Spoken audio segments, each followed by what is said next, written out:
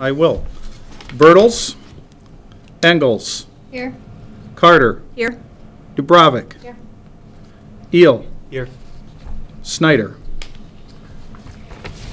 And We my have a understanding is Mark will be here shortly, but we're going to go ahead and move on without him. Yep. And I'll just write down in the minutes the time he arrived. Sure. Second item on the agenda is the approval of the agenda for today. Do I have a motion to approve the agenda? I make a motion to approve. Second. All in favor? Aye. Item number 3, public comments. Any public comments? None. Hearing none, we move on to item 4, approval of the August 17, 2017 meeting minutes. Do I have a motion to approve the minutes? Motion. Do I have a second? All in favor? Aye. The minutes are approved. We have no public hearing, item number 5. And item number 6, I'm going to turn over to Mike Coy to start discussion of new business. Great. The next item on the agenda is an update on the progress, refurbishing, repairs, remodeling of the historic Cobbs Mitchell building.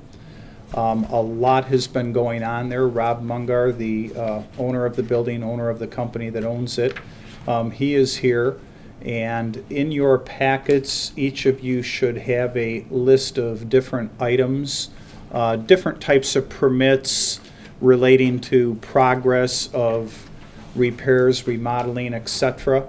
I'm going to basically turn this over to Rob and let him with the PowerPoint kind of show and explain what he's done, what he's looking to do going forward.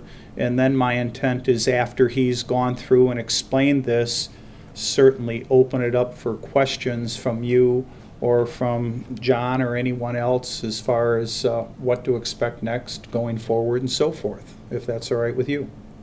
All right. Mr. Munger? Rob, we're going to let you talk for a few minutes, please. Sounds good. Good evening. Evening. Yeah, the Cobbs Mitchell building, all the cracks, which then caused a real large mess.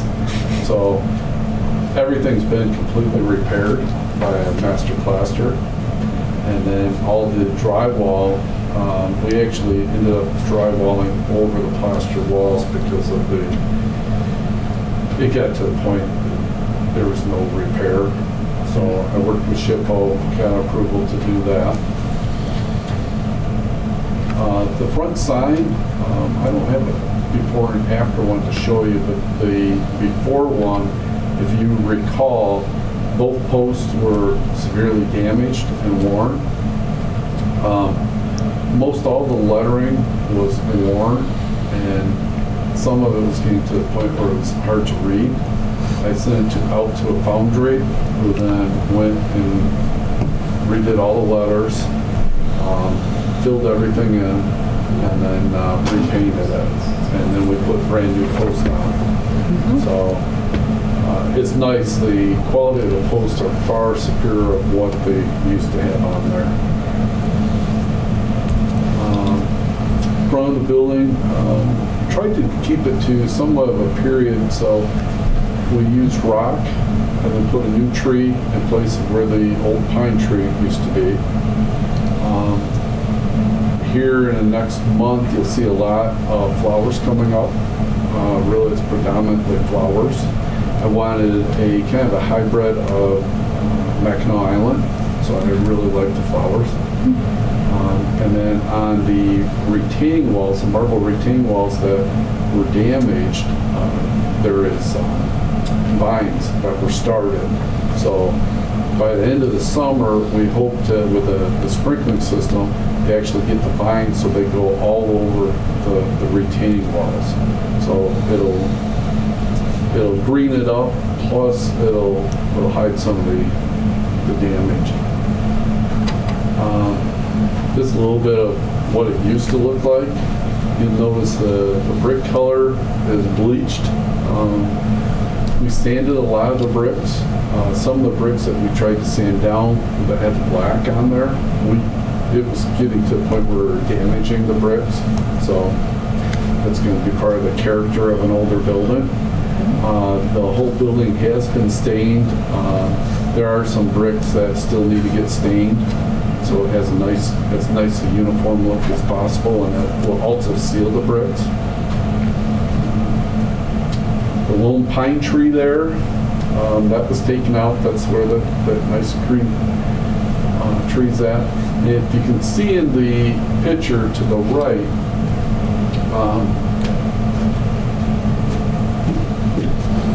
there's two trees right here, and those trees were actually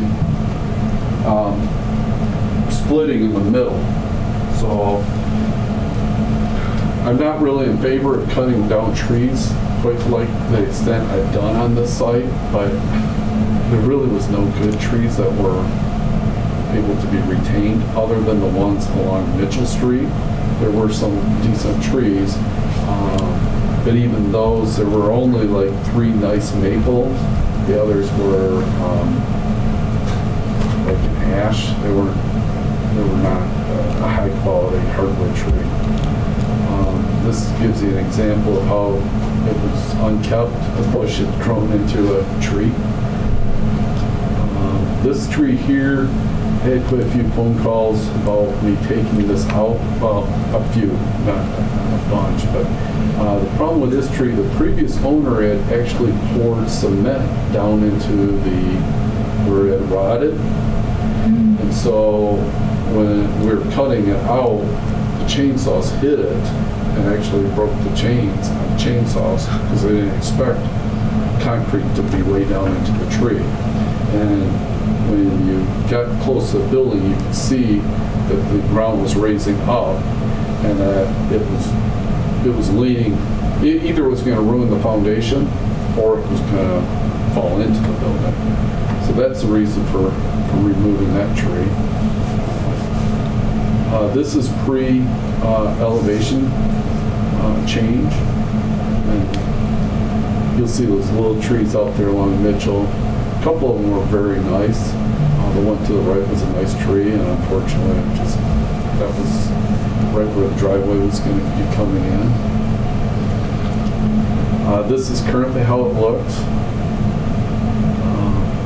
Later this week, where you see the dirt by the white truck here, they're going to be putting rocks in on that bank, and they're putting a guardrail up as we speak, actually.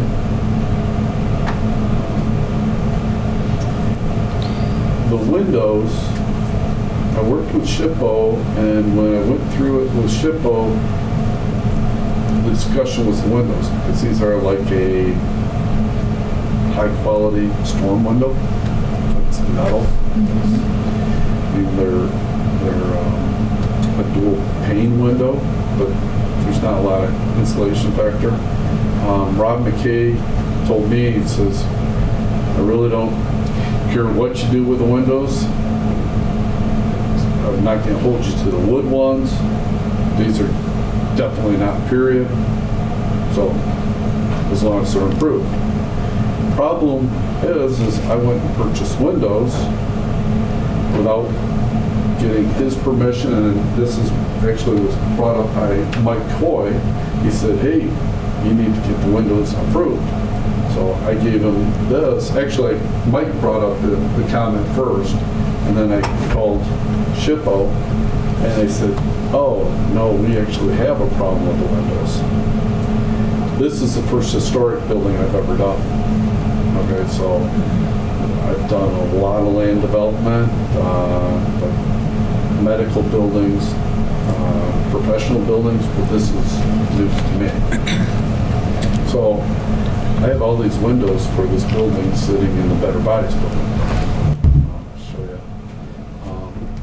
you. This gives you an idea of the crown molding, the damage that was in the building. It was definitely extensive. This is with the building stained, and as you can see, these windows on the side, you can see the particle board up at the top.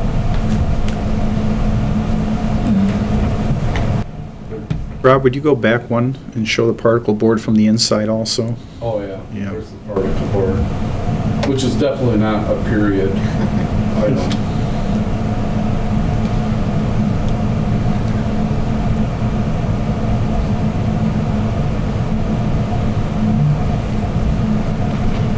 And outside, they don't look very, very nice.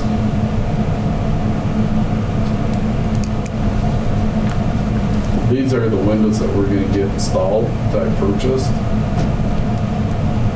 They were already built before Mike had called me. I was unaware that I needed further approval.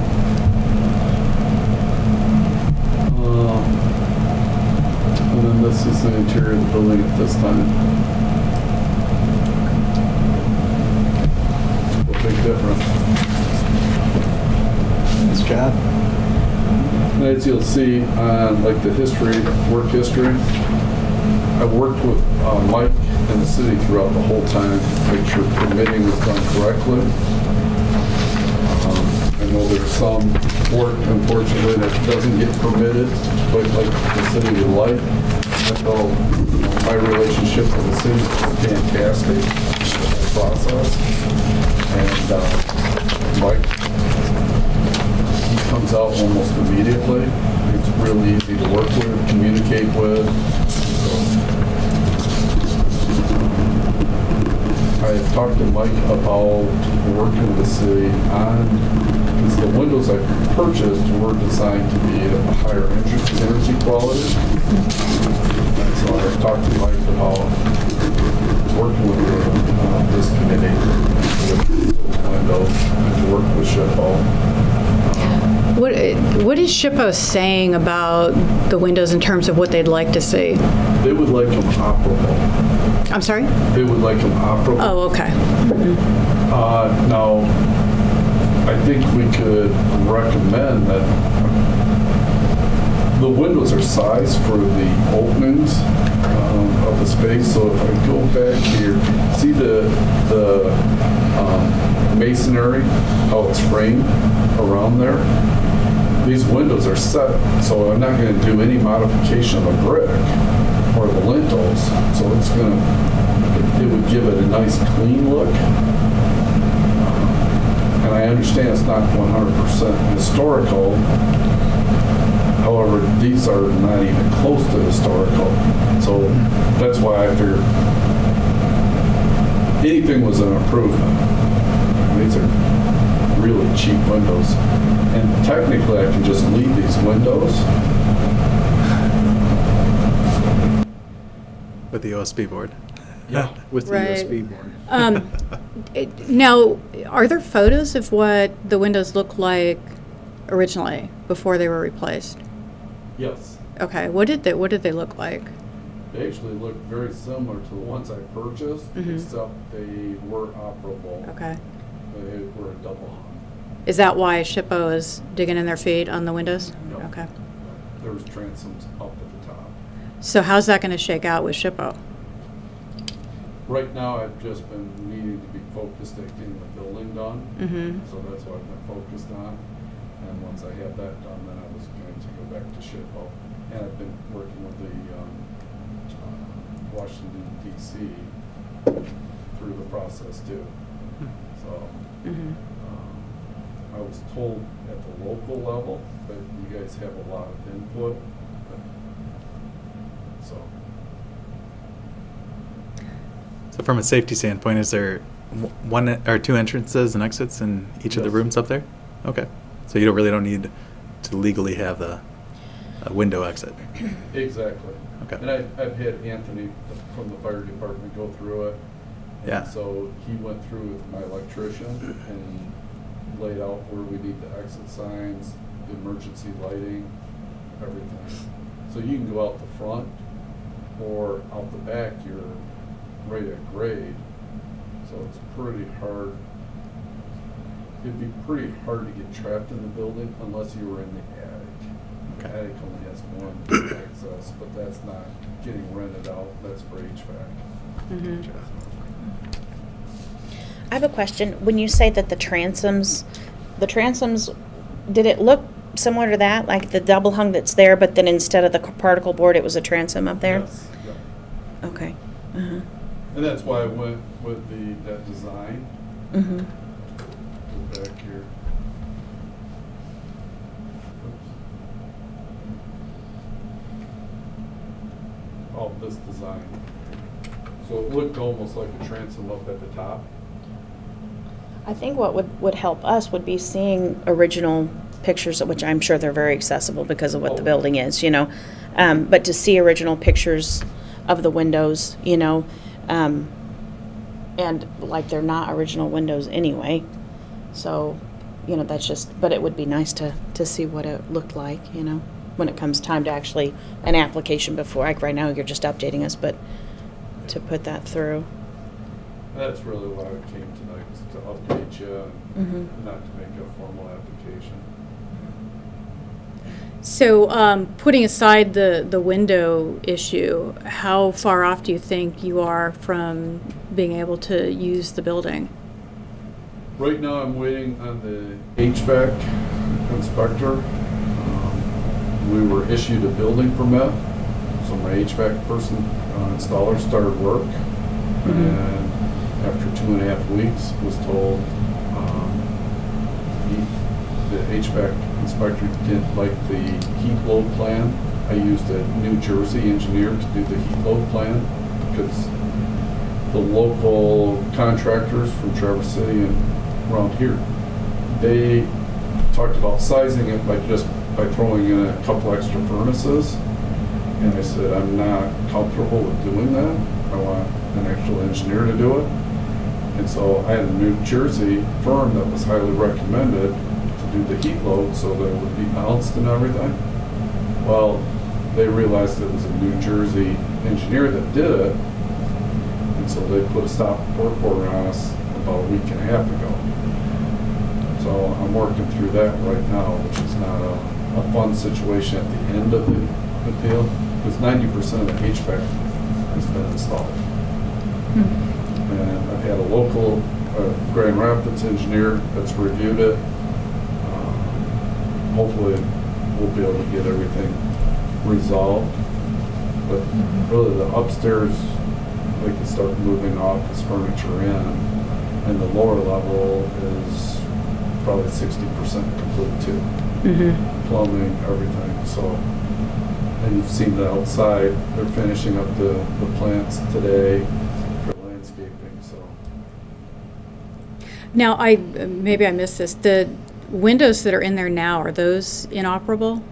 Or are those, Some operate, others don't. are they intended to be operable, I guess is the better question. They're intended, Uh-huh. but Has there you been? can operate them. Right. Some they don't have the springs. Uh-huh. Some do. Would there be less issue with SHPO if you just replace the glazing and the transom? Yeah, but that's kind of like putting, I mean, it's Right. the quality of the building. Mm-hmm. So there needs to be some compromise on this.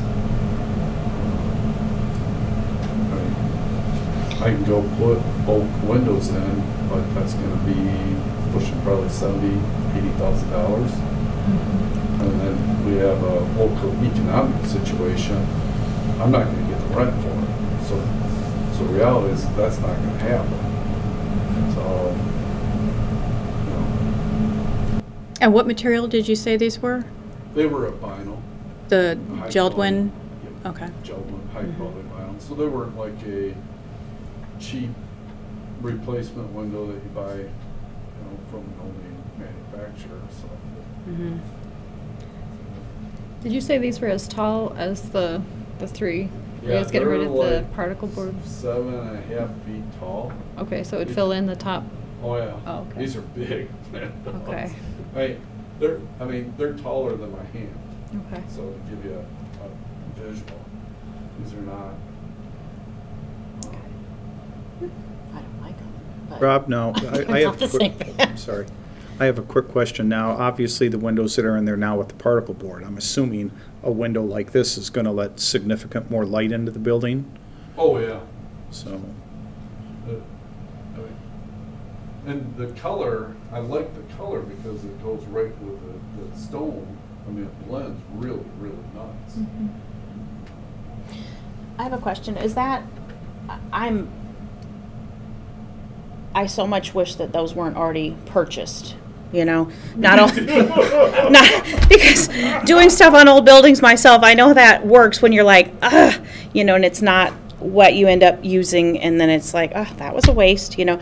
But as far as a historic building, that looks like it's not an exterior light. The cross pattern in the window, it looks like it's sandwiched between glass. It is.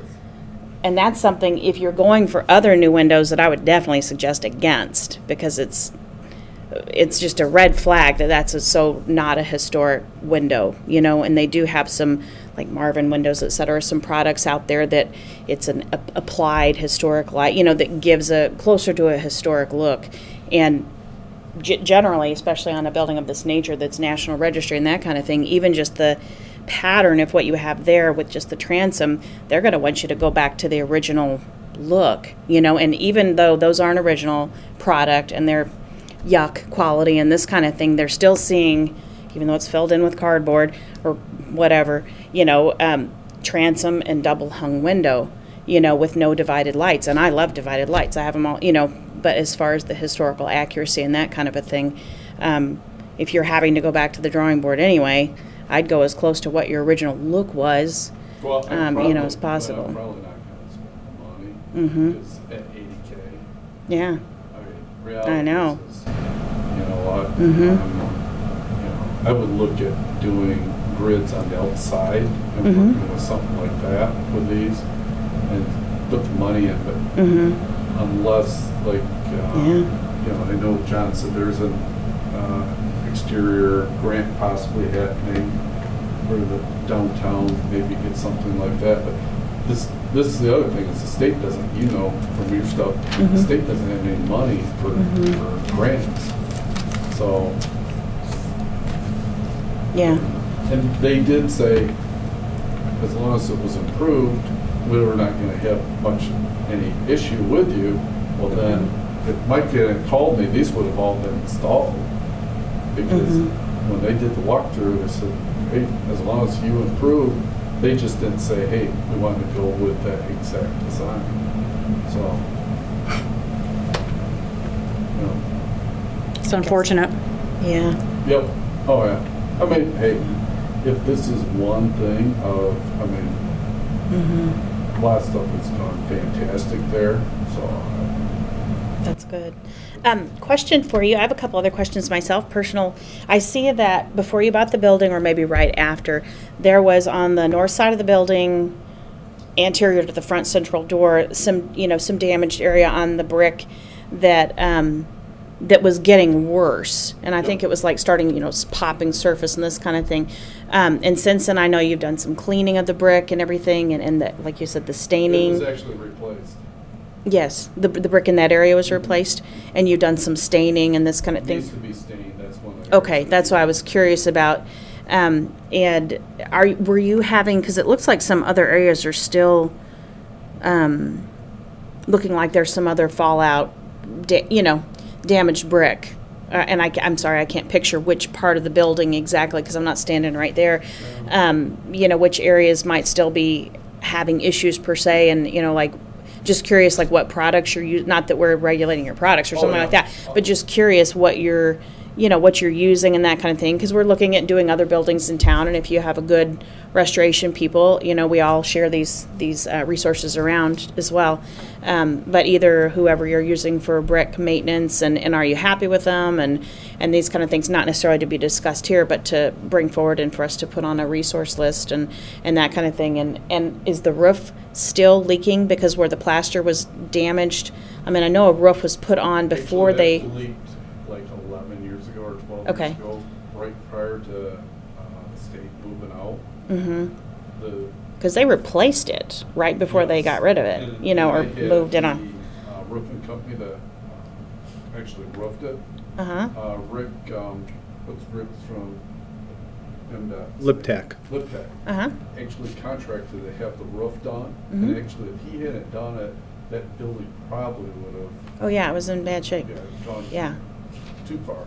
And so he had it done with that white, I want to say fiberglass mezzanine. So he had that done. So I had the company come out that put it on, and they re-inspected everything. The damage in the building was done while MDOT was there.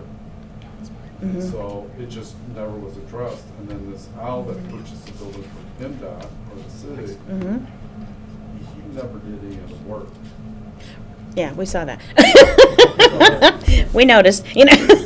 But, yeah, I was just curious, because obviously the damage is slowly, you know, it starts piling up. But you wonder, is it, you know, I know the roof was replaced, and since that roof replacement, have there been any interior leaks since that time?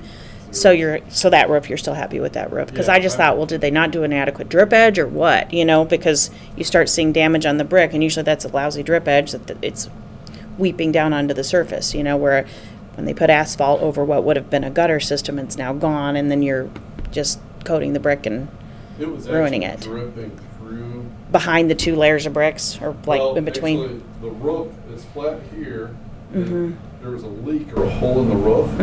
So instead of it coming down to the eave there, it was actually going down right in the middle of the slant of the roof. And then that was going down to the room. So when they replaced it, that's when it fixed everything. But the damage was already done with the brick. So as it was heating and cooling through the years of winter, it just kept eroding that brick. Yeah. So the mason ended up, it was Mike Shepler. Sheppers? Yep. And he did just a phenomenal job. Good, good. That brick is actually a unique brick. It's because of the way it's porous. So he had to he had some brick from other buildings, so he brought it over, and then we had some brick in the attic. So that's Nice. how it got replaced. Yeah, that's nice. It's nice you're using local businesses too, you know, local contractors and that kind of thing.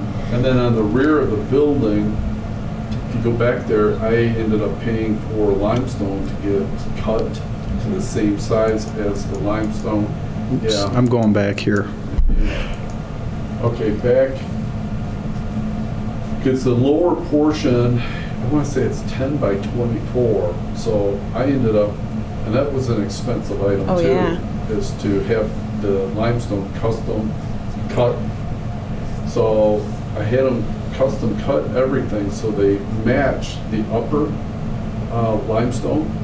And so Mike did a phenomenal job on that, if you want to take a look at it, because when we took the grade out and then we took that lean-to off, that lean-to was just an absolute mess. I mean, there was a lot of water rot down in there. So we removed that, and he ended up patching everything in. It's not perfect, but boy, oh boy, I didn't know how he was going to do it, to be honest. I said, sure, go for it. And he goes, I'll get it. He says, I think you'll be happy, and I'm happy with it. Rob, excuse me, the lean-to is that cinder block lean-to, is that the thing I'm kind of circling? Okay, that's the one that, Yeah, the matching is really done nice. The only thing I was wondering is, you know, it's quite a bit lighter color. Is there going to be an attempt to stain it? We are. I have Sherwin-Williams, so. That should look pretty nice if they do a good match job on the stain. Yeah, we're going to probably have to do it a few times, and then they're going to sand the old sandstone, get the black off. So it's going to take a little bit. It's not going to be a matching of the line patterns looks really nice. I just saw it yesterday.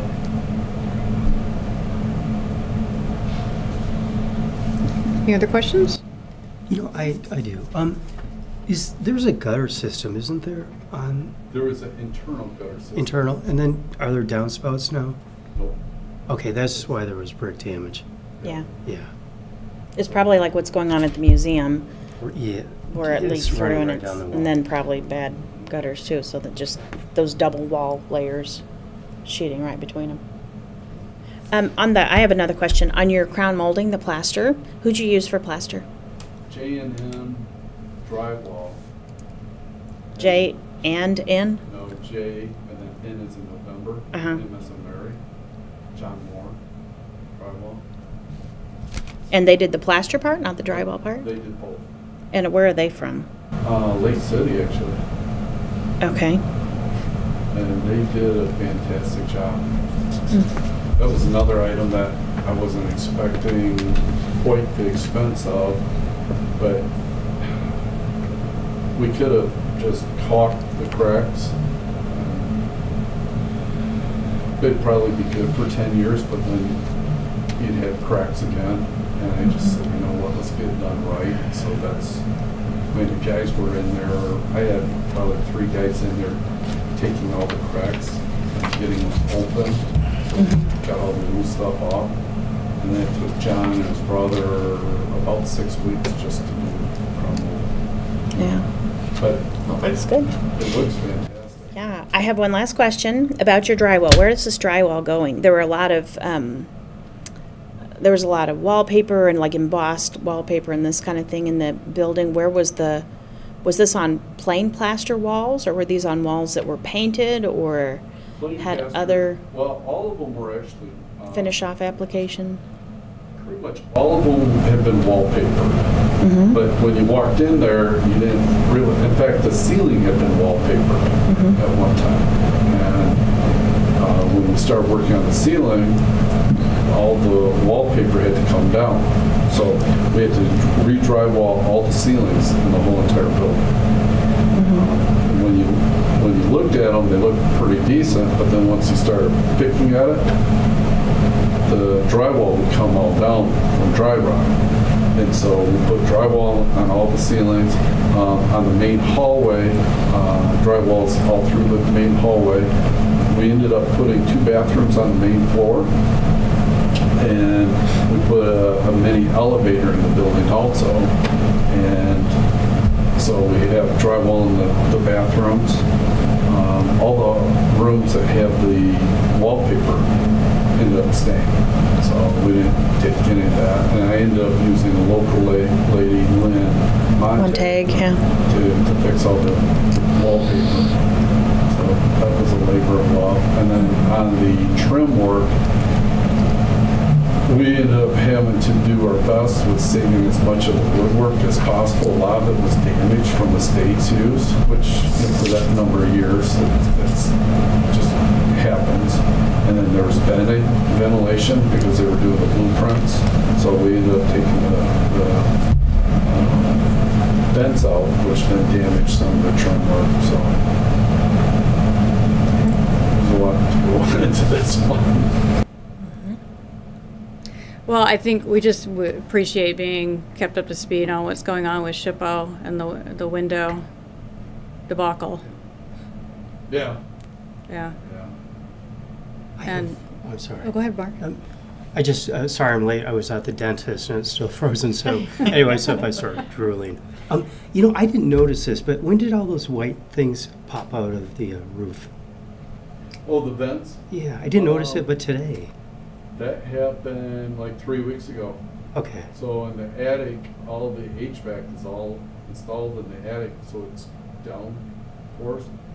I was going to try to use the boiler system, but the boiler system had pretty much rotted, so it was all rusted. And we used it for the winter, but we kept doing repairs. We had to take out radiators to keep it going, because I was just going to do a air conditioning handling system. And so what we've done is now we've put in forced air in the attic and in the basement or lower level to supply the basement.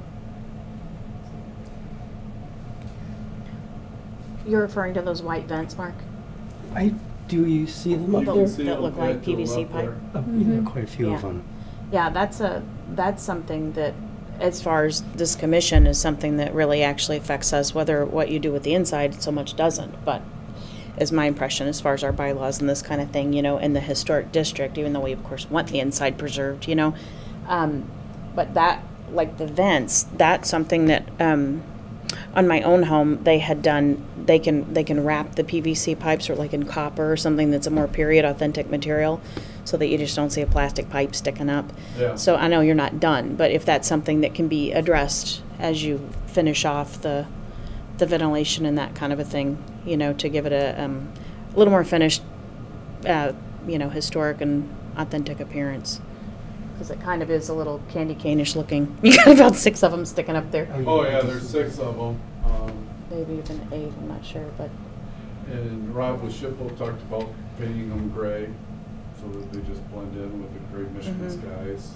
He says that that's kind of a hard thing. He'd rather have them go through the roof than up the side. And then you have the HVAC, lines coming down to the air conditioning on the outside. And I'm looking at having the gutter or metal cover. Conduit sort of thing. Yeah, to cover it so it minimizes the look. All right, any other questions, comments? There is one thing that the city's probably going to be approaching you about. Which you're probably aware of it from past reiterations of reworking the street design. The Cadillac Lofts project has caused us to rethink the entire street system in terms of sidewalks, width of roadway, and there's a chance that we might be reconstructing the streets in front of this building, as well as Shelby, as well as on Cass and Mitchell as well, and reworking all the street parking. There would be parallel parking on Mitchell and on Cass, and then we would be trying to work with angled parking on Chapin and Shelby. And one of the things that likely happen is the sidewalk might have to be in front of this building, pushed back to the face of the stairs that go up to the building to create the room for the angled spaces in front of the building. Thank you. I think right now the sidewalk is 4 or 5 feet in front of the stone pillars for his stairs. And so the sidewalk would be coming back in directly abutting the, the upright pieces of the stairway. So you would lose that little bit of landscape strip along there because the sidewalk would be pushed back. Can you show the picture where you have your new tree? Does that show a better angle? That would not be, the price of those new sidewalks would not be incurred by him, would they? No, that's something that the city would be incurring. And it's kind of something that's almost kind of needed to make the heavy investment in that site work, because you're sitting there trying to strike a balance between a lot of density and a lot of development, and then you don't want so much parking on the site that you can't build anything. So we went back and we really doubled up and tried to see how could we max out parking on the street to get the parking count for the entire project to balance out between what they were able to put on the site and then what was around the site. And so that was the balance that was struck. It'll be coming back to the Planning Commission and back to City Council at such time as the developers decide to file for their final site plan review before the Planning Commission. But I just thought I'd bring it up now because it's in the development phases, and as soon as that site plan comes back, we'll have to work on a plan to actually make it all happen. And so I just thought I'd inform you all of it right now. Yeah, that's going to change the Yeah. streetscape appearance. So I think probably we do need to be involved in that. 'Cause that building is a historic district. In itself. Yeah. Yeah. Well, it won't impact any of the stone trim or the stairway or any of that. Takes out the tree lawn and moves the sidewalk, correct? Well, I don't think there's, what is it on the building now? There's no You trees. have some stonework. It's got some mulch out. You have Yeah, some mulch now. stones. I don't even think it's mulch, right? There's a lot of loose stone out there in that. Well, I took right? the stone out because I didn't like the stones. Oh, okay. So basically, it's the curb, grass, sidewalk, and then the mulch, and then it has some limestone walls like that. So Are the limestone walls, that real, not tall one, but is that going to be affected? No. It's just the sidewalk's Right. going to be right against that. Okay. Right. So Everything will is be, this- in fact, you can't even. everything's to the right. Everything's to the right. Are there then. any, Off that picture. Okay, Are so it there won't any affect. drawings or Okay. renderings of the proposed project? There's an aerial view of it. Nobody's generated a street view of it. I think that would be helpful to see that. Well, since you're taking out his tree lawn and you have to adjust all that anyway, I'd be very touchy about my limestone for one thing. If I were you know, with whomever's Limestone, working out there. But that might be able to be leveled at that time because some of that's heaved or whatever over the years. It's- I don't know. And I went through that with SHPO, and their suggestions was just take them out, take one out, have it measured, and have a new one made. I called to get a quote, and that was, I think, $8,000. Yeah, that'd be prohibitive. And I'm like, okay, guys. Forget that, yeah. Yeah. Santa Claus But isn't even, here. yeah. I hate it. But even, I could be wrong. I know there's damage on the top of some of them, Oh, but yeah. aren't some of them sort of heaved up and whatever? If they were messing around with the sidewalk and that, Well, at least you could make them, you know, they could make them level at the same time. Yeah, and some of them are actually concrete. If you look at them Mhm, close, yeah. they're concrete, they're not Mhm. limestone. And so that kind of goes hand in hand. Really, the two things that are at odds is the windows and the limestone. Because the limestone, if you look, there's concrete Mixed instead in, of yeah. actual limestone. And so I said, well, if you let me raise them and get them all level and use like a mortar so that it looks, so they blend. And Rob from SHPO says, no, I just want you to take the whole thing out and get new ones. And Okay. this is where I came up with the option of putting the vines down through there, Mhm. and putting the in-ground irrigation to get it, at least it'll grow over and kind of blend. because- Yeah. Yeah, Mhm. I spent quite a bit of time on those also, so I totally agree with you. I mean, if they can be raised, but we were worried about breaking them too. Mhm. And then I thought, well, if I break them, then that's another issue. Well, they're gonna be doing it. The city. They'll be responsible. Or their subcontractor, whatever.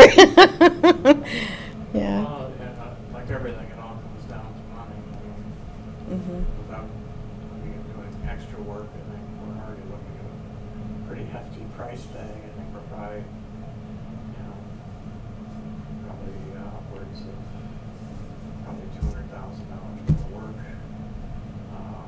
But it'll make the project a lot safer. We're improving all the parking lanes.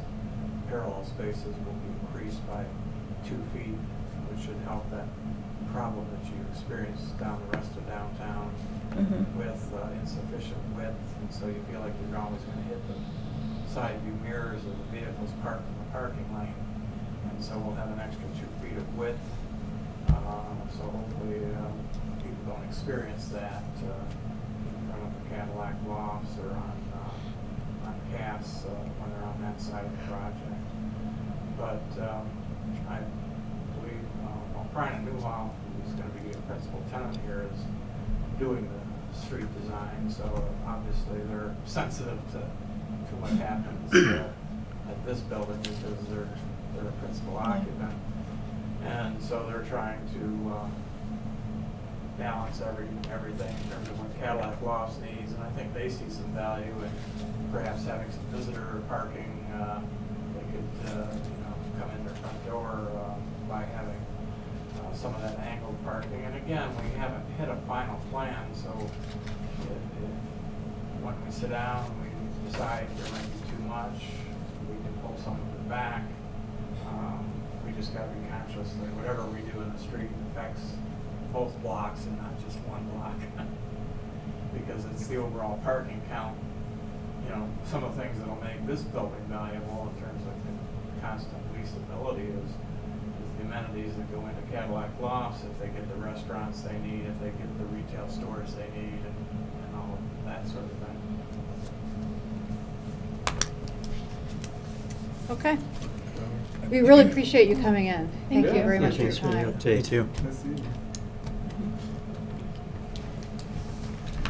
All right, the next item on the agenda is my own work application, so I'm going to be recusing myself from this discussion amongst the board and the vote. And Mike, I'll let you take over this. Okay.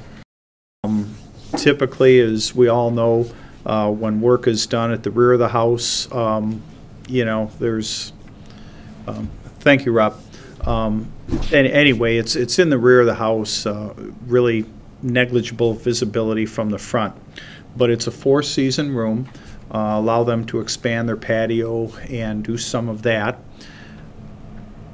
This is a view of the rear yard from the balcony on the second level, which with this four-season room, this area, I'll let Michelle explain it, but it'll be essentially, I understand, reconstructed and so forth, along with some landscaping, patio, and so forth.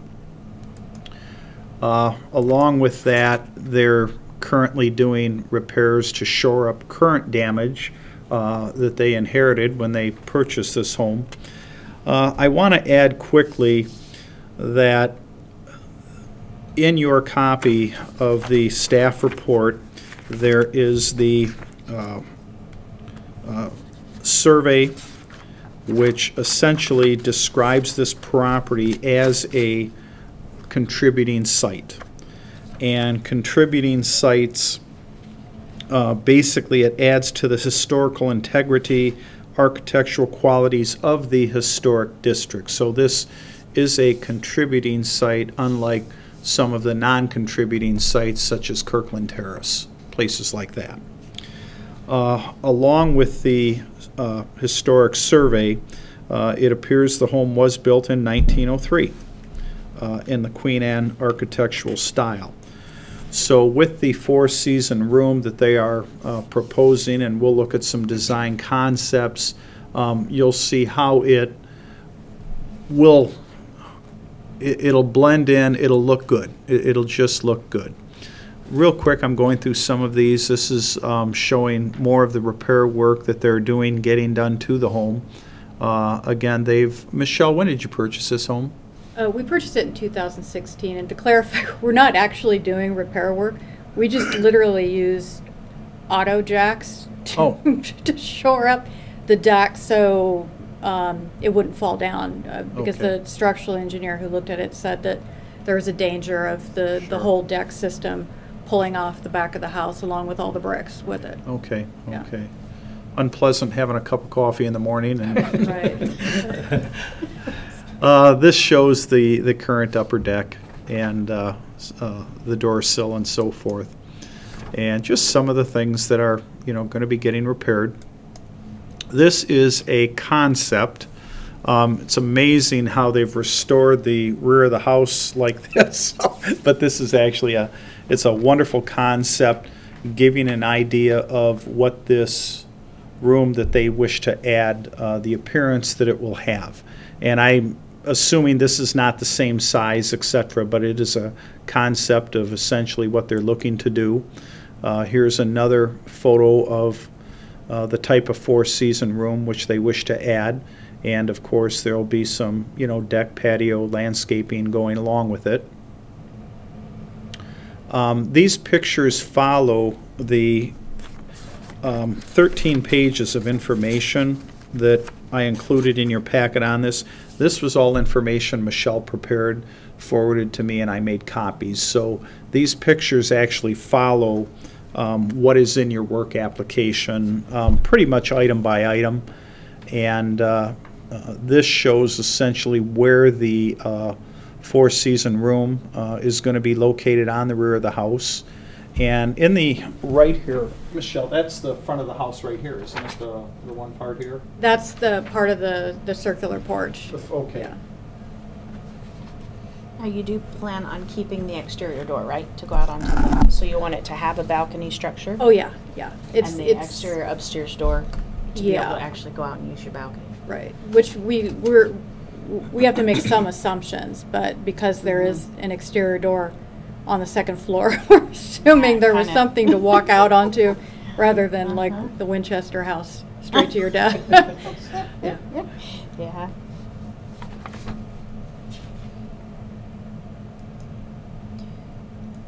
Is your design going to be more closely to this top picture where you don't have this protruding? We're not going, space yeah, right we're, there? it's going to Of be the- more close to the top picture Uh-huh. because we're not adding anything Up on here. the second floor. Right, okay. Yeah, Because yours is, yeah. right. That's just going to be an upper deck, which we believe is consistent, has to have been consistent with what was there originally because of the exterior door on the second floor. Do you know what the material they used for this is? Because when I was looking up, when you said you're using cement board, I was kind of Yes. unsure what that looked like. So when I did a little research, it looked like asbestos siding. Is that what it's supposed to look like, or siding, or was I looking at something? It'll be designed so that it looks like that photo. So But we not want like siding. Like, because what I was pulling up ended up looking like something a No. mix between wood and asbestos siding, something really bizarre. So I wasn't sure. No, Okay. we're aiming for a smooth Okay. appearance, and then we'll add the character and detail with wood trim. So we'll have Okay. wood. The deck that is out there now is not original. Right. Yeah. 6 feet shorter in depth, 6 feet shorter. Yes. So more in towards these posts.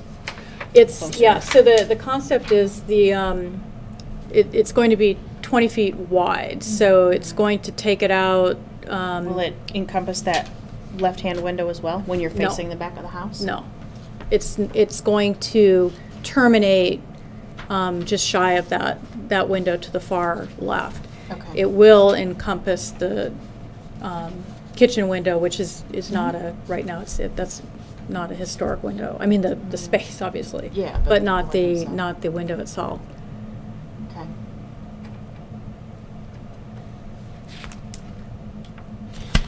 Okay, I'm a picky window person. What are you doing for windows in that? It's going to be something that we don't want to match the windows that are in the house currently.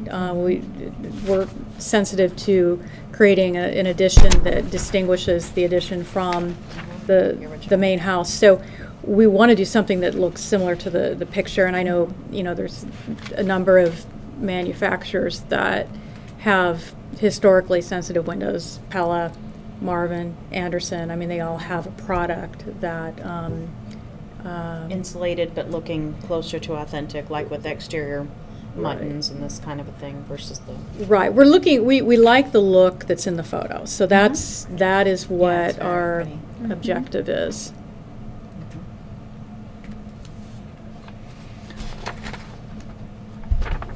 Well, I did a quick drive-by. You can't see.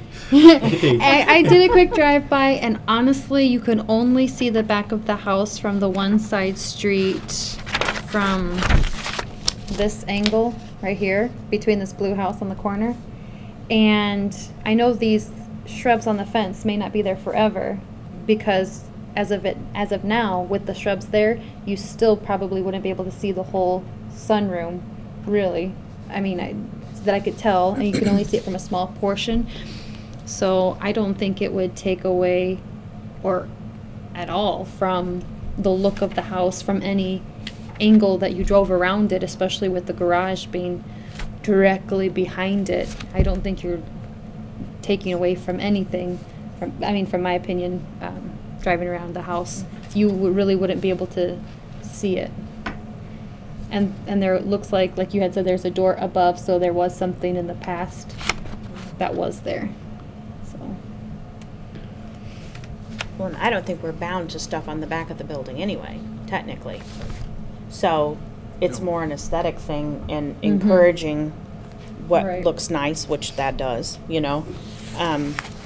versus us saying, no, you can do it or can't do it. So, I mean, even if it was a window I didn't love, I wouldn't necessarily, you know what I mean, if I said, oh, I don't like that mutton part or something like that, I wouldn't vote against on that premise because it's on the back of the house. You know what I mean? If it were on the front, I'd say it needs to match an historic character, even if it's an addition or something like that. But because it's not, even, you know, so without seeing the actual windows, that's where I myself feel comfortable voting yes on that, because I think it clearly improves the house, and you have going to have structural issues anyway. And that's the only thing that I'd be picky on it is the windows, but I'm not sure that we technically even have a say on the windows with it being in the you know, the Well, that's what I mean, you posterior can't and it see not it. on a corner lot. Right. You know? It doesn't. Yeah, like Gwen said, I mean, I think it only adds to it. I don't think it detracts, and it being in the rear, I would be comfortable saying, of course, go ahead. You know, obviously, you know, like you said, if you can find something aesthetically pleasing that goes with it, great. But I'd be willing to say yes. I mean, I agree. Of course. It's on the backside. It'll be It's beautiful. gonna look really nice. If it looks like course. this, You- it will be. Have you all been This in her is house? interesting. Well- You have to go in her house. We have to all go take a tour. I've been in there, Sounds but. good. That of your home looks a lot like the Yes, Milton I was home, telling her, the I back only of saw the that, real when I was estate in the pictures back. and they look And you saw that door on the gorgeous. second floor, there was no deck there though. You can see where, like, large pieces of wood went into the back outside walls, but they were rotted. But it looks a lot like the Miltner house from the back. Interesting. Yeah. But it's beautiful. It'll be nice. Yeah, It's it kind will of be. Georgian colonial, this style, but it's cool. Yeah, it's a great design. I think it One of looks you very can make a nice. motion if you'd like. Okay. Well, let's make a motion that we accept this as the applicant has forwarded to us. So I say that we approve Michelle's project. I'll second. All in favor? Aye. In favor? Okay. Oh, good. no, Okay, no. yeah. Thank you, okay. Somebody's got to say it. Okay. It looks nice. Looks Yeah, really nice. thank you. Really nice. It's a report that I do, and if you all have a copy in front of you, particularly for Michelle and John, the others know this, it's a pretty easy report to do, because basically page 1, 2, these are simply copy and paste because it doesn't change year to year. It gives description of the historic district and so forth. Thank you.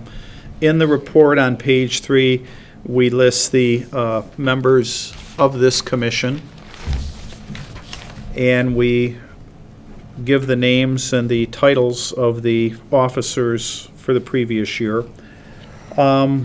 Obviously, I put in there, we did not meet very often. We quite simply do not get a lot of work applications. And I think there's multiple reasons for it, but the fact of the matter is we do not get a lot of work applications.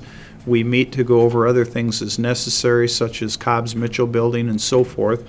But I briefly talk about I think last year we only actually had one formal work application, and it was for Dr. Wolf. And actually on page 4, you see the picture for John and Michelle. You see the picture of their home, and if you look way back in the back, you'll see their garage. And Dr. Wolf and his wife, they brought a work application to this commission here a couple years ago, and they actually did a metal roof on that garage. And the roof that was on it was in bad shape because of a lot of moss, mold, other things, because of all the shade and everything. And this commission actually allowed them to put a metal roof on it. And the minutes reflect it was based more on a maintenance issue and the type of structure it was. You really couldn't even see the roof from the sidewalk. You just couldn't see it. So that was kind of an interesting one. Again, like yours being in the rear yard, you know, visibility, I think, factors heavily in, you know, how this commission looks at work applications, you know, how it's going to look from the street and different things like that. Just quickly mention that. Different communications. On page 6, I talk about some of the activities within the district. And in December, when I did this, I talked about some of the things that Rob Munger was doing at the Cobbs-Mitchell site. And the real key to this is page 6 and page 7, where we get into the status of different activities. Every year we have a number of activities that this group talks about working on in the upcoming year. Some of them get a little of attention, some get a little more than others, some just don't get a lot of attention because of time. But on page 6, I kind of list the status of the activities that we had established for 2017 and my evaluation of how things were going. The certified local government designation, that is quite frankly at a standstill. And for Gwen and Ann and Mark, what's I think rather interesting about that is with the changes in personnel at SHPO, I don't even think anybody has even looked at our application in over a year. I've called there, different people have dealt with it, and the last person that I talked to who deals with that was very frank and just said, we haven't got the staff, so we haven't looked at it. At that time, they said they hadn't looked at it in 8 to 10 months, and that was months ago. Right. You know, that was months ago. So, you know, it's that whole thing is kind of on hold. We do have an application, though, that they have their hands on. And when they want to proceed, we will. But, you know, the question we'll have down the road is it even worth pursuing? Because the grant dollars that SHPO has to offer is very minimal. Very, very minimal. So, but on page 7, and this is what I really want you folks to, if you haven't looked through carefully, look through it. We can always amend the activities proposed for 2018 at a later date. We can always update this at any time, add, subtract, do whatever. But the items that I've listed proposed for 2018 are things that we've discussed in the past that we need to work on and continue working on, and we will continue to do so.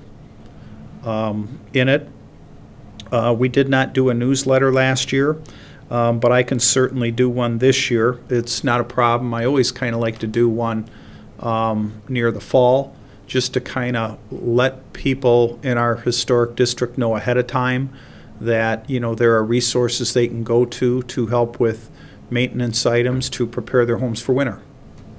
There are resources they can go to get information if they need it. The design guidelines, they're updated as needed, but I don't think they've been updated. Our design guidelines are what they are. The city always has funds, minimal funds available. If anyone here, for example, if there was some type of a workshop or training thing that they wanted to go to for a day, and you know, maybe the fee to go to it is $100, those are the types of things that, you know, the city certainly looks favorably upon people going to a workshop, etc. I went to one last week, Thursday, down in Okemos, having to do with a different type of certification I have that required continuing education units. I attended it very simply because it wasn't one of these that cost $400 or $500. It was $90. And I got everything I needed for the next 12 months. So if you ever run across something like that, or if I do, you know, you're welcome to. You know, the city certainly encourages you to expand your knowledge in areas if you so wish, and we will certainly ask the city manager to approve, you know, some expense. So that is available. We are ongoing, always putting things on our website and our Facebook page, and it's probably about time to put some new things on there, which we can easily do. The Cobbs-Mitchell building obviously has been getting a fair amount of press in the newspaper and other things, which is good. What's really fascinating is we contacted Meryl Matson, and she's been updating our display case in the lobby every few months. And working here, it really is wonderful how many people stop and look and point, and it's really quite interesting how many people do stop and look at it. And I will say a lot more than it used to when just generic stuff was put in there. So that's pretty neat that Meryl has done that, because she's done it, I think she switched it at least 4 different times. She just did it last week again. And we plan to have, we had talked about, we plan to actually have her do a display on the Cobbs Mitchell building kind of when Rob gets ready for the first tenant to move in a grand opening. So certainly the number 10 on this list is near and dear to Gwen. And she has a good working relationship with both John Wallace here and Ken Payne, our Public Works Director or Operations Manager, and so. We just need volunteers for bricks, if anybody wants to go out and pick bricks. And, you know, it's something that we always, as a commission, could go to the city council and talk to them about the needs of our historic streets, because they are not in the annual budget at all and never have been. So as far as like being on the list of when does a street get addressed, that's only the cement streets for how they're, you know. So I mean, as of right now, they're very helpful for, you know, if we have volunteers to pick bricks out at the city property, where when they dig up a street, they go and haul bricks over there, so you have historic bricks. But it's a lot of manual labor to go through and pick through those bricks and clean them up and chip off cement and that kind of thing. So we did get a few pallets put in, not this last year, but the year before that, in over on Mason Street. So just so we don't forget it, you know. So the JCs have been active. Last summer they were the only volunteers or organization that came out volunteering to pick bricks. So there's some club or group or something that you know of, or even a couple of people, is very helpful, you know, just to go out, and they provide goggles and gloves and whatever, you know, hammers, chisels, to go, to go dig through the. After you've done it like an hour or two, your arms feel like they're going to fall off, you know. But anyway. And actually, I'm going to add, Ann, last year I think it was here, you'd mentioned it, and one of the times we met, you'd noticed that Garfield was getting torn up by Holbrook, wasn't it? And she said, hey, they got the road all tore up, and I saw some bricks down in there, and I wonder if we can use any of them. And our Public Works Department did go over and take a look. I don't know if they grabbed some or not. Oh, really? But I told them that, you know, what you would, well, I went and looked at it, and I go, hey, they're, you know, access to them is pretty easy at this moment, you know. So, and I know they did, and I'm hoping they went and grabbed some. I guess I never really followed it up, other than. But thanks for asking. But I know they definitely went and took a look, because you know they're scavengers. I mean, they themselves are scavengers because of things that need repair. You know, they have an area where they keep used things that can possibly be recycled. So that was very helpful. But I guess in conclusion, what I'm asking, I want to stress to everybody that the report is what it is. It's accurate. But I really want to stress that, particularly where on the last page where we get into the proposed activities, that this commission can amend it at any time they want. That doesn't have to be annually. If there is something that pops up next month that you think we should add to this to work on this year, we can do it. So just be aware that, you know, I'm asking that, you know, you approve the annual report for 2017, but be aware that this important part of it can be amended at any time of the year. It does not have to wait till the end of the year or the following year. So. Okay, do I have a motion to approve the 2017 annual report? Sure, I'll make a motion to approve. Second? All in favor? Aye. Okay, it's approved. Next item on the agenda is the election of officers for 2018. And I asked Mike if we'd had any sort of formal nomination. I know we did for 2017, but I don't think there was for 2018, so technically, I don't even know what I'm doing We here. elect officers at our first meeting of the year. Right, and this is It's our our, first meeting of the this year. is our first. Yeah. So Okay. I know that, John and Michelle were kind enough last year to step forward, and I know we've worked you to the tail over the past number of months, but yes, we would certainly appreciate volunteers to serve forward. I'm just going to ask Mark, are you willing to be the secretary for another year? Absolutely. Absolutely. I thought the contracts were for 3 years. Pardon? I thought it was 3 years every time you. 12. Not this board. for Not me. this. Not this. Yeah, this board. It's annually. Oh, that package you sent out to us. It says Oh, 3 years, you're yeah. on the commission for 3 years. Oh, okay. You're on this commission for 3 years. Understandable. But the officers thing is an Gotcha. annual. Oh, I thought the officers was too. Okay. Well, I nominate Michelle for the chair and John for the vice chair and second. Mark for the secretary.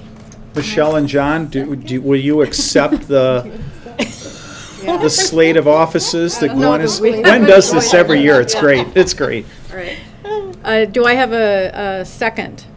I second. And all in favor? Aye? Aye. All right. Great. We are who we are. Thank you. Thank you. We are who we are. Yes. Wonderful. The next item on the agenda, old business. Doesn't appear we have any old business, other than what we've already discussed. No. Mike? Next item, number 8, open discussion of following topics: National Register application and discussion on expanding the current 2 historic districts. And this is something that I brought up with Mike Coy.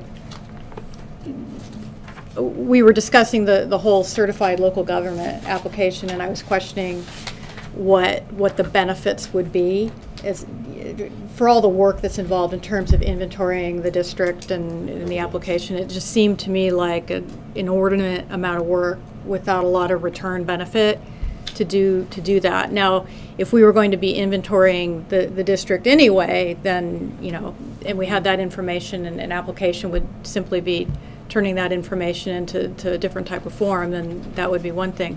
But what did seem to me to be beneficial, if we were going to spend the time necessary to inventory the district, would be a National Register application, because it seems, if you look at National Register districts in the state, in the country, they tend to be economically vigorous communities. It does tend to improve the cities in which these districts are situated. It's an economic improvement, aesthetic improvement. Real estate property values do tend to go up because of National Register status. And I think that's a pretty uniform observation for National Register districts around the country. The other concept I have talked to Mike about, and some of the other members of the commission informally, is the notion of expanding the current district and perhaps combining the 2 districts that exist now. One is the Cobbs-Mitchell building, and then the other is the residential historic district. And the concept that I was thinking of is similar to the historic district that I came from in California. And actually, I think there might have been 2 districts there, or 1 district with 2 components. There was a commercial district that had the business, downtown business area, and then the residential was separate. It's separate guidelines that applied to both areas. But there are a lot of structures in the residential area surrounding our current historic district that I think clearly would be contributing structures. They retain a lot of their historic character and significance, and I think they would be beneficial if added to the district. In other words, expanding the lines. So the way it would go procedurally is expanding the residential district, and then basically also including a lot of the business district in the downtown area, because we do have a lot of buildings in that area that are already in pretty good shape in terms of preservation and maintain a lot of their historic character. I think it would be beneficial to the city and economically and aesthetically, but it's a lot of work. And, at a point where you are a National Register district, it's not just the Historic Commission and the city making decisions based on what the city's regulations and rules are. It then becomes the National Register Secretary of Interior standards that would apply. But the Secretary of Interior standards are almost identical to the standards that the city of Cadillac has already. So really, that's not changing. It's just that in order to maintain the National Register status, you would have to comply with the Secretary of Interior standards. A lot more goes into it than what I've just discussed, and this is just a concept open for discussion, but I'd like to know what people's thoughts are on it. When the original one, of course, it was much larger, and then I'm misspeaking, but this is what I'm remembering, okay, is that he wanted to make sure that by implementing, because some people might get an idea that, oh, there's going to be owner's regulation over me and what I can or can't do on my property and people telling me what to do. So he wanted a really high percentage of yes votes in any area that ended up being carved out as a historic district. So there are plenty of other historic properties that are, there's a history of them being canvassed already, but they weren't necessarily encompassed in that because they kind of picked an area that supposedly had the highest percentage of yes votes of the actual property owners. Do you remember about when that was? About I 10 years ago, maybe? more than that, 15. I think. Because we're probably 12 years old. I'm thinking it was, I 15? wasn't here then, but just reading different things, I'm going to go back to maybe 2004, 2005. Does that sound about right? I'd say at least. Maybe. Yeah. Because At least wasn't 10. this actual district established in 2005? Well, how old is our group? The I don't know. county, the courthouse hill. I can look some things up here while we're talking. Okay. Anyway, that was how the area was picked. So there were some other blocks and whatnot that it's like, well, why didn't they encompass that? Why didn't they, but they just kind of drew the guidelines off of that.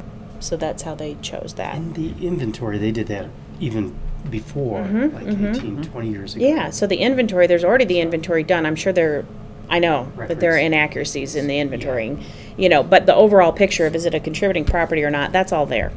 So some little detail on the home may or may not be perfect, but, on the provenance of who lived there or whatever. But the main picture of are these contributing or not, that's all there. And it's a lot of properties that gentleman did. John Nanders, I think was his name.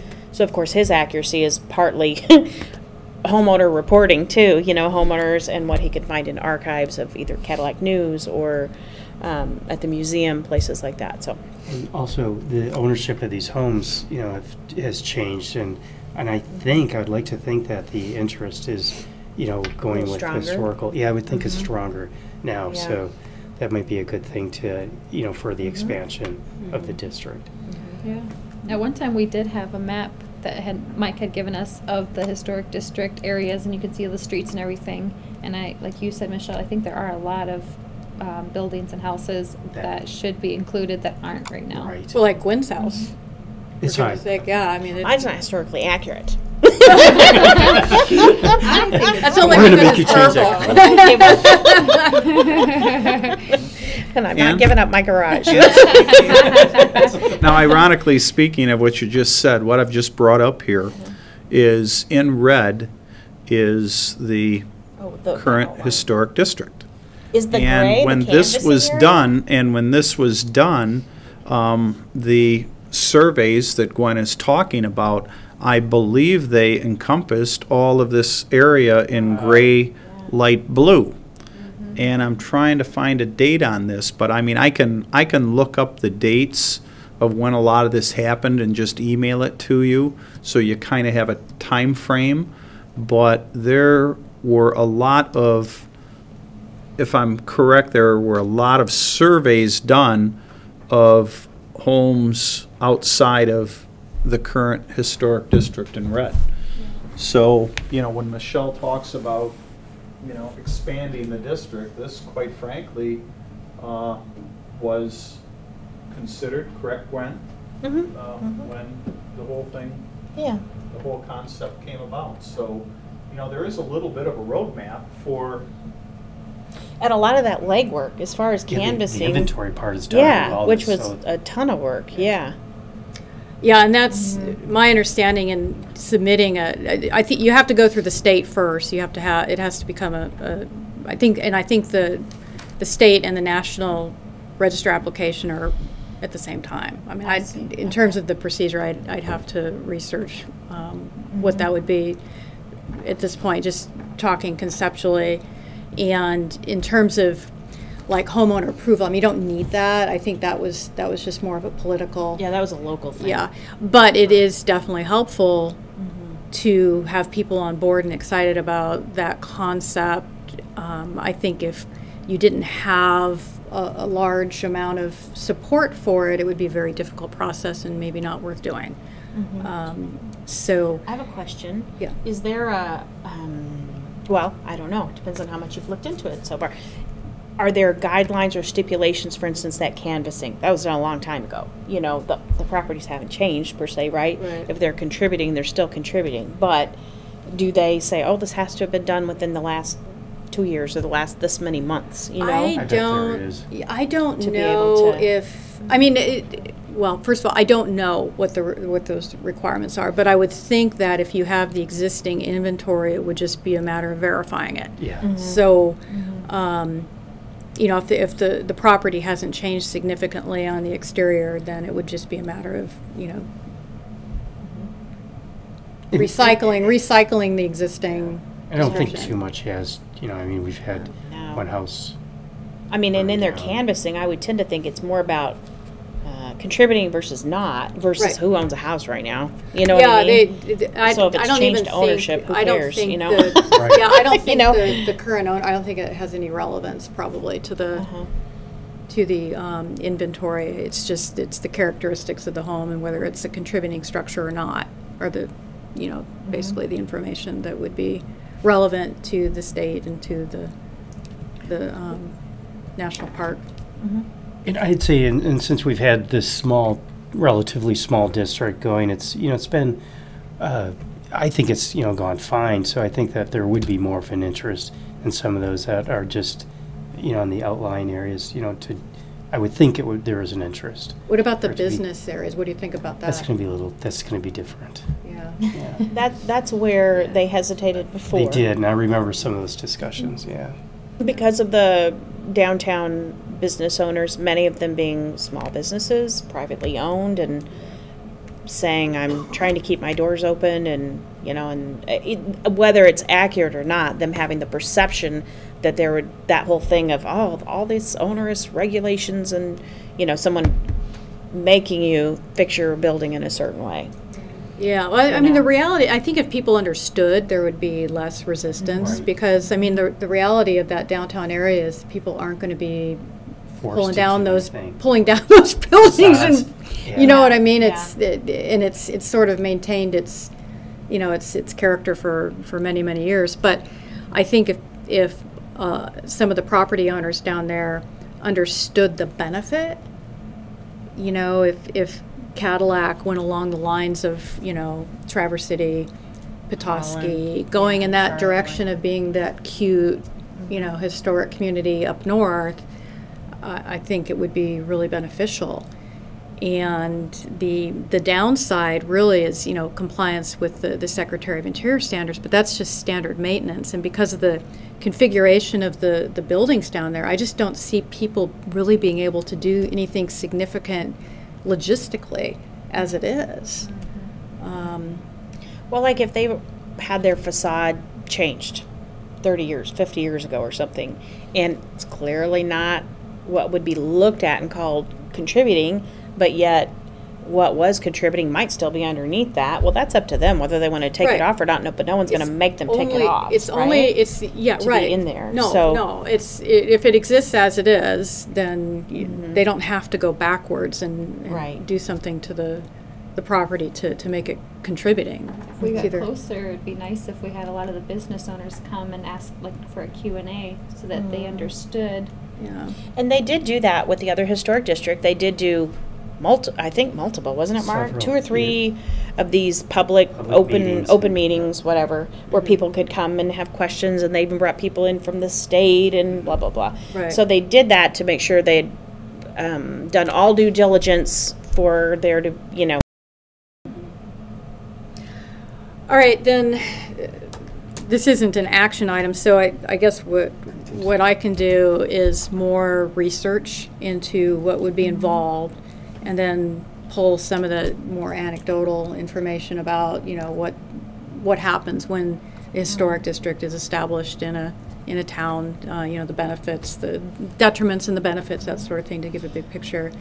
And One then, other positive with MDOT, Cobbs Mitchell, is it's already an established historic district, even though it's one building. And it's clearly functioning as a commercial entity, right? So that commercial, but whatever ways commercial regulation is going to be slightly different than residential. yeah. It's just a matter of expanding that to the Right. downtown. Yeah. You know? So that I would think Yes. that'd be easier. Yes, then- because you wouldn't be creating a new district, you would be expanding the Mhm. Cobbs Mitchell district, and then you would be expanding the residential district. Is the city hall Yeah. also, I'm sorry? is the city hall, I mean, the old city hall, is that Uh-huh. also, that's not in, It's not in a district. it's nationally registered though, isn't it? I don't even know, Mark. I believe it is. I'm not Rubber positive. sign. I I don't think it believe is. it is. It is, I'm sure I it is. believe They it have a is. sign, not that you have to have So- a I sign. believe it is on the National Register. Started on each end of Main Street on each side. Yeah. Yeah, I mean, there would have to be some evaluation Oh, of, yeah. of what the boundaries would be for the commercial area, but, I mean, there are a lot of buildings Nice in that buildings. area that Yeah. are worthy of, They've done a nice Preservation. job with the planters and the lighting and all this good kind of Looks stuff. very nice. Kind of delineating the historic Mhm. downtown, you know, the historic area where it's starting, you know, as far as it kind of gives us a gauge. I mean, not that it isn't already obvious, but I feel like with a lot of entrepreneurs and developers coming into Cadillac, you got the Raven, is it Raven Club so. barbecue, Uh-huh. something Mhm. opening up. You got the Cobbs and Mitchell building being developed, a lot of different things. I feel like we should try to move on this pretty quickly. And it seems like there's a lot of development happening in Cadillac, which is great. It's perfect. But if we don't want things to change too much, maybe before it's in Mhm. the district, it'd be nice to kind of move forward in that, you know. I personally think downtown development would be much more difficult if we had a historic district through there. Yeah. Nobody's gonna buy the Escape now that it's up for sale if they have to follow through regulations. I think somebody already bought that building, didn't they? The Just went up for estate? sale last week. Okay. Yeah. oh, I didn't know that. Mm-hmm. Going forward, and clearly one thing that I see is once we get a little bit of additional information, obviously Michelle asked what I can help with or not help with, but I think then, you know, it would be ideal for this group or a couple of members of this group, so you don't necessarily have to have a quorum, but clearly meet with the city manager. Yeah. You know, and because he has some good ideas, the city that he came from in Illinois prior to coming here had a very significant historic district. So he's very, very familiar with being in a community with a significant historic district. So as I said, I think as we gather some information, I mean, we can even have an open meeting with the city manager and all of you can be here. You know, we just have to post it. We just have to post it publicly. Right. But, you know, clearly once, you know, get a few more, you know, ducks in a row is, let's get with Marcus. He's always available to meet, talk, and discuss ideas. okay, well, let me go to the drawing board then and come up with some information for people to consider. And I'm open for whatever. If you want help on the newsletter, or if it takes canvassing to come up with something, just, you know, I can do whatever. Oh, yay.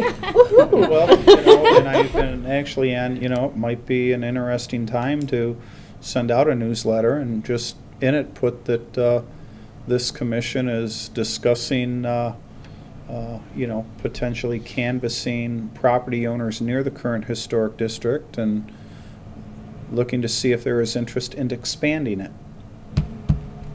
I like the newsletter. This commission feels there is economic value to being in a district. Anne, are you volunteering to work with Mike on the newsletter? I am. I'm volunteering to work with you on the newsletter, Mike. I have your phone number. I Okay. have your email address. I have lots of ideas. And if we're working on something, you can even bring your son and Yeah. There you we'll go. we'll lock ourselves in the conference room and he can run wild. Oh, he will. He's fast. Okay, next item on the agenda, table items, we have none. Informational items, none. Commissioner comments, Gwen, you've already talked about. At 600, 150 is project budgeted for lift sort of stuff, right? ADA compliance. But all the structural stuff comes first. Structural would be 260 and we're at 180 right now. So if you know of anyone that is interested or willing to contribute, whether it's $5, 500, 5,000, 5 million, wouldn't that be nice, right? So anyway, but we're doing well. So we have enough to do the front portion of the building in red slate. And we're hoping that by the end of the season, which will include the wonderful gala that John is chairing for the museum in October. Is that 6th or 7th? Okay, well, it's one of those. Somewhere in there, right? Anyway, that event also really helps us bring in people that are giving in like the $500 and $1,000 donation range for them to be part of things instead of necessarily, writing a $50,000 check, because not everyone can do that, but yet people still want to be part of it and contribute.